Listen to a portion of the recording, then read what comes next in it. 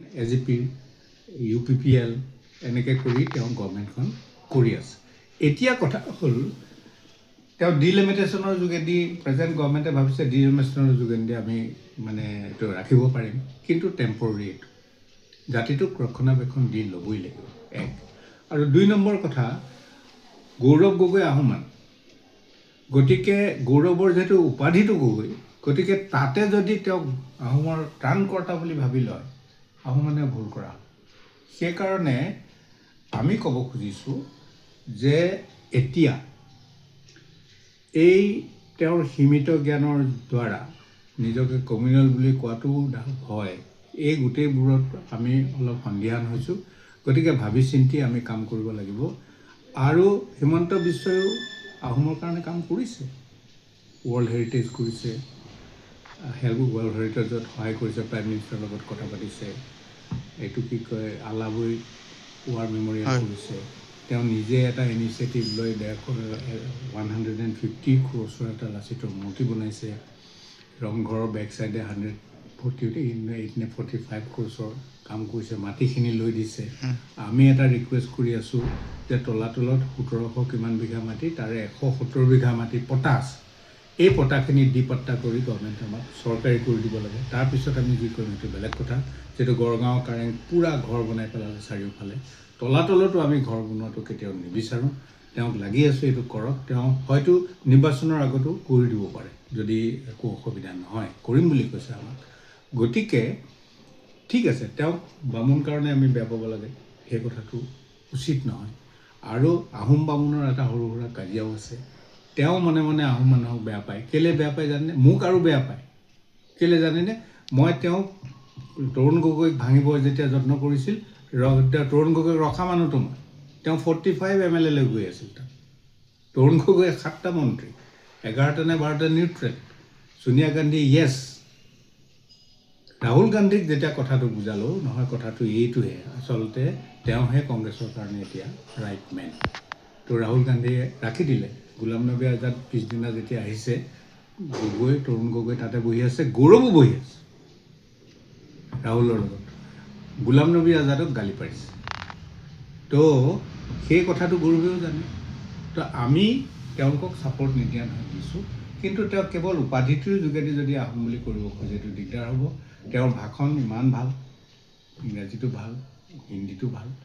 বুৰঞ্জীটো ভালকৈ জানি লৈ তেওঁ এইটো কথা এষ্টাব্লিছ কৰিবলৈ যত্ন কৰাটো আমি আহ্বান জনাওঁ তাত কৰিব পাৰে ছাৰ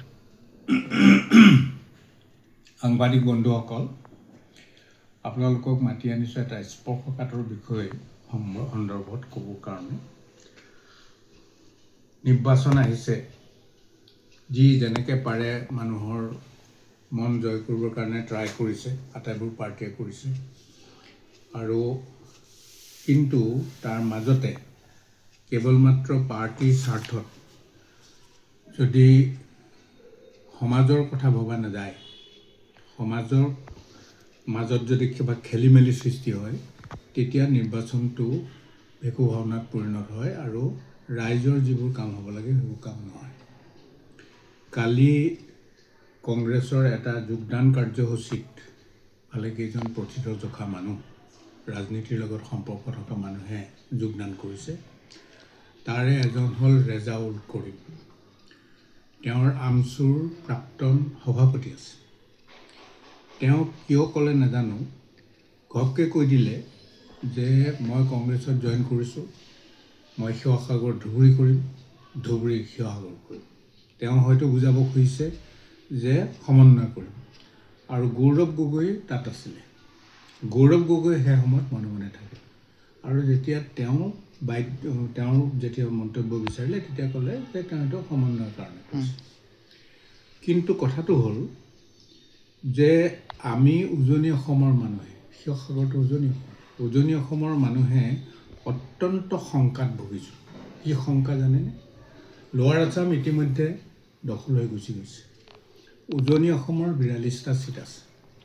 এই 42টা চিটতো এতিয়া যদি মিয়া ভোটে সিদ্ধান্ত ল'ব লগা হয় তেতিয়াহ'লে আমাৰ অস্তিত্ব সম্পূৰ্ণ বিপদাপন্ন তো সেইকাৰণে আমি উজনিৰ ৰাইজক বিশেষকৈ এই কথাটো বুজাব খুজিছোঁ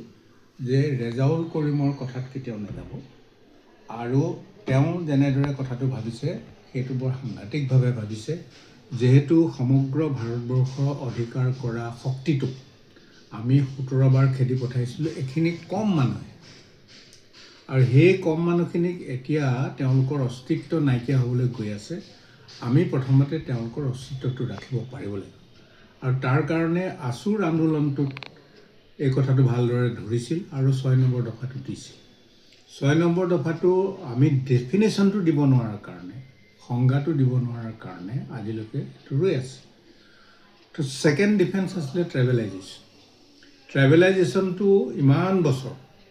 এইবোৰ লাগি থাকিলে ওলমি থাকিলে প্ৰাইম মিনিষ্টাৰে আহিও ক'লে কিন্তু নহ'ল এই ক্ষেত্ৰত কেৱল ৰেজাউল কৰিমক আমি দুখ দিব খোজা নাই গৌৰৱ গগৈ ডাঙৰীয়া যি আগৰ তিনিটা টাৰ্মৰ মুখ্যমন্ত্ৰী পুতেক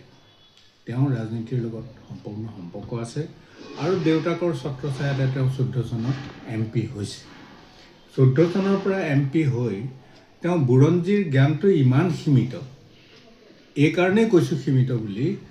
যেহেতু Mangal Pandey first martyr of Indian independence war 1857 কিন্তু জিউৰাম দুলীয়া বৰুৱা আৰু পিয়লি ফুকন এওঁলোকক ফাঁচি দিয়া হৈছিল 1830 চনৰ 24 September after trial in Cherrapunji they were hanged open পুখুৰীৰ পাৰত মুকলিকে সব মানুহৰ মাজত জোকাৰি মানুহকেইটা মাৰিছে এই কথাটো তেওঁ অপজিশ্যনৰ তেওঁ ভাল ভাষণ দিয়ে হিন্দীত ভাল ভাষণ দিয়ে ইংৰাজীত ভাল ভাষণ দিয়ে কিন্তু বুৰঞ্জীৰ জ্ঞানটো নথকাৰ কাৰণে তেওঁ জাতিটোৰ ৰক্ষণাবেক্ষণ আকৌ তাতোতকৈ ডাঙৰ কথা এওঁলোক আহোম মানুহ তেওঁ গগৈ মানুহ তেওঁ আহোম মানুহ